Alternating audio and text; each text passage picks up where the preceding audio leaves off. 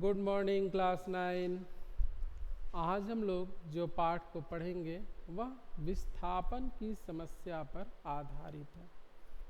विस्थापन की समस्या से जूझते लोगों का जो कष्ट है, जो पीड़ा है, इस पाठ के माध्यम से हम लोग जानेंगे कि किस तरीके से विस्थापन गरीबों का और श्रमिकों के जीवन को उजाड़ देता है, तहस नहस कर देता है। तो आज हम लोग जो पाठ पढ़ने वाले हैं उसका शीर्षक है माटी वाली और रचनाकार हैं विद्यासागर नौटियाल।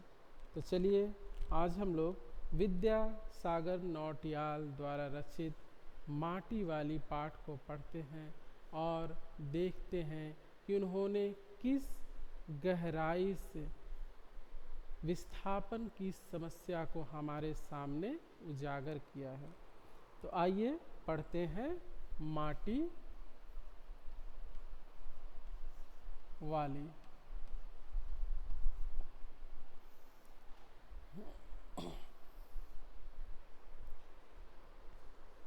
मैं पाठ को पढ़ते हुए आपको समझा रहा हूँ।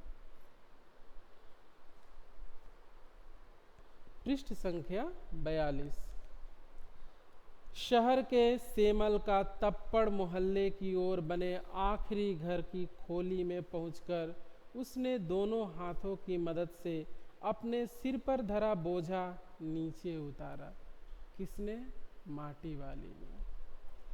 मिट्टी से भरा कंटर, कंटर क्या होता है? कनस्तर, एक बर्तन जिसमें वह क्या करती थी? मिट्टी लाती थी। कहाँ से? माटा खान से। माटा खान से मिट्टी भर के लाती थी और लोगों के घरों में वह मिट्टी देती थी। कौन? माटी वाली। टिहरी शहर में शायद ऐसा कोई घर नहीं होगा जिसे वह न जानती हो या जहां उसे न जानते हो। शायद ही कोई ऐसा घर होगा, शायद कह रहे हैं, ऐसा कोई घर नहीं जिसे माटी वाली न जानती हो या जिसे जो माटी वाले को न जानते हो। यानी शहर वाले माटी वाली को जानते थे और माटी वाली प्रत्येक घर के लोगों को जानती थी, वहां जितने घर थे। घर के कुल निवासी, बरसों से वहां रहते आ रहे किराएदार, उनके बच्चे तलक माटी वाली को जानते थे। घर घर में लाल मिट्टी देते रहने के उस काम को करने वाली वह अकेली है और कोई नहीं था जो लोगों के घरों में लाल मिट्टी पहुंचाने का काम करता था। केवल वह अकेली माटी वाली थी जो लोगों के घरों में लाल मिट्टी पहुंचाने का काम करती थी, जिससे लोग अपने घरों की लिपाई करते थे, चूल्हों की लिपाई करते थे और टूटे फूटे भागों की मरम्मत करते थे। उसका कोई प्रतिद्वंदी नहीं था, कोई उसका कॉम्पिटिटर नहीं था, वह अकेली थी। उसके बगैर तो लगता था टिहरी शहर के कई एक घरों में चूल्हों का जलना तक मुश्किल हो जाएगा। अगर वह मिट्टी ना पहुंचाए तो क्या होगा? लोगों के घरों में चूल्हे तक नहीं जलेंगे। क्यों? क्योंकि हमारे भारतीय परंपरा में यह विश्वास किया जाता है, यह मान्यता है कि चूल्हों की लिपाई करके, आजकल तो गैस के चूल्हे आ गए हैं, हम कैसे कर सकते हैं उसकी लिपाई करने की। अगर मैं कहूँ कि गैस की चूल्हों की लिपाई की जाए तो लोग हंसेंगे कि देखिए अब गैस के चूल्हों की भी मिट्टी और गोबर से लिपाई होगी। नहीं, पहले लोगों के घरों में मिट्टी के चूल्हे हुआ करते थे। स्वयं मेरे घर में भी आज से 15-20 साल पहले, 15 साल कह सकता हूँ, 15 साल पहले मिट्टी के ही चूल्हे थे, जिसे रोज़ मैं देखता था मम्मी को वह मिट्टी और गोबर से उस चूल्हे को लीपती थी। उसके बाद भोजन बनता था। बिना लीपे या साफ किए खाना नहीं बनता था। तो लोग ऐसा विश्वास करते हैं और ऐसी मान्यता है कि लीप कर ही भोजन बनाना चाहिए। इससे जो गंदगी होती है वह दूर हो जाती है। तो घरों के चूल्हे ना जले उसके बिना।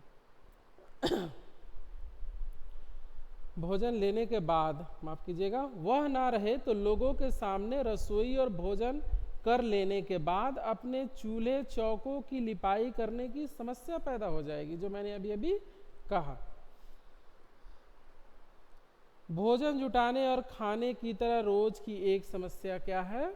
मिट्टी की समस्या और उसके चूल्हों की लिपाई की समस्या।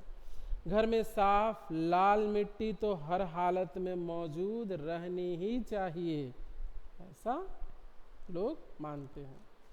चूल्हे चौकों को लीपने के अलावा साल 2 साल में मकान के कमरों दीवारों की गोबरी लिपाई करने के लिए भी लाल मिट्टी की जरूरत पड़ती रहती है। अभी कुछ देर पहले मैंने कहा कि दीवारों के टूटे फूटे अंश की मरम्मत करने के लिए भी मिट्टी की आवश्यकता होती है। लोग गोबर और मिट्टी को मिलाकर टूटे फूटे अंशों की मरम्मत करते हैं। अभी तो सीमेंट के सब ईंट पत्थर चूने, माफ़ कीजिएगा, ईंटों के घर बनने लगे हैं, तो अभी गोबर मिट्टी का उतना इस्तेमाल नहीं होता। तो पहले मिट्टी के घर हुआ करते थे, तो मैंने भी देखा है, मेरी दादी वगैरह मम्मी वगैरह टूटे वगैरह जो दीवार टूट जाते थे या जो क्षतिग्रस्त हो जाते थे, वह दीपावली के समय उनकी मरम्मत होती थी। शहर के अंदर कहीं माटा खान है नहीं। भागीरथी और भिलांगना 2 नदियों के तटों पर बसे हुए शहर की मिट्टी इस कदर रेतीली है कि उससे चूल्हों की लिपाई का काम नहीं किया जा सकता। आने वाले नए नए किराएदार भी एक बार अपने घर के आंगन में उसे देख लेते हैं तो अपने आप माटी वाली के ग्राहक बन जाते हैं। घर घर जाकर माटी बेचने वाली नाटे कद की एक हरिजन बुढ़िया माटी वाली। अगली कक्षा में हम लोग इसको और विस्तार से पढ़ेंगे। तो मिलते हैं अगली कक्षा में और पढ़ते हैं माटी वाली।